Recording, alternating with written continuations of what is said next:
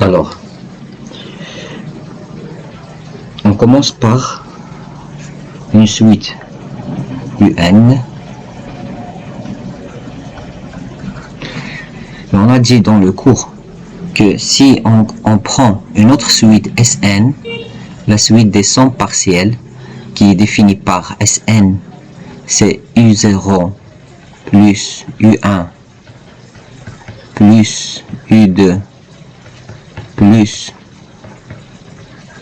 UN, qu'on peut noter aussi sous cette forme, sigma de K par exemple, allant de 0 jusqu'à N UK. Alors Sn c'est une suite, S0 c'est U0, S1 c'est U0 plus U1, S2 c'est U0 plus U1 plus U2, S3 et ainsi de suite. S3 c'est U0 plus U1 plus U2 plus U3 et Sn c'est ça. Alors c'est une suite de sons partiels. Cette suite Sn, ce qu'on note, soit on note Sn, soit on note comme ça. Sigma Sn, je peux la noter aussi comme sigma de Un. Et ce qu'on appelle une série. Donc tout simplement une série c'est quoi? C'est une suite de sons partiels.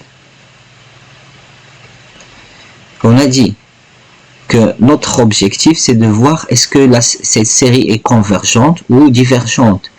Et s'il est convergente, est-ce qu'on peut calculer la limite? Ça converge vers quoi? Ok? Donc, alors, la première chose qu'on a vue,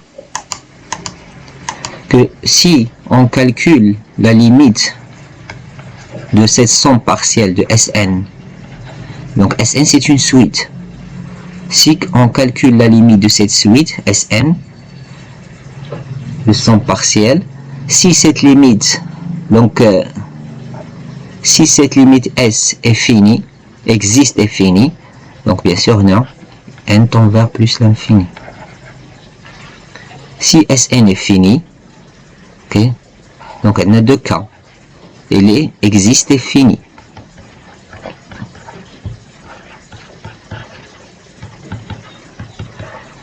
Dans ce cas, on dit que la série sigma de Un est convergente.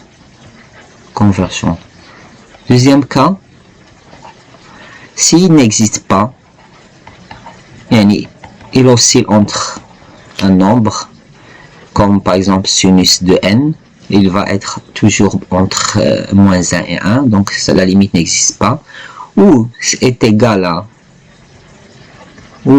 plus l'infini ou moins l'infini. Alors dans ce cas, on dit que la série divergente est divergente.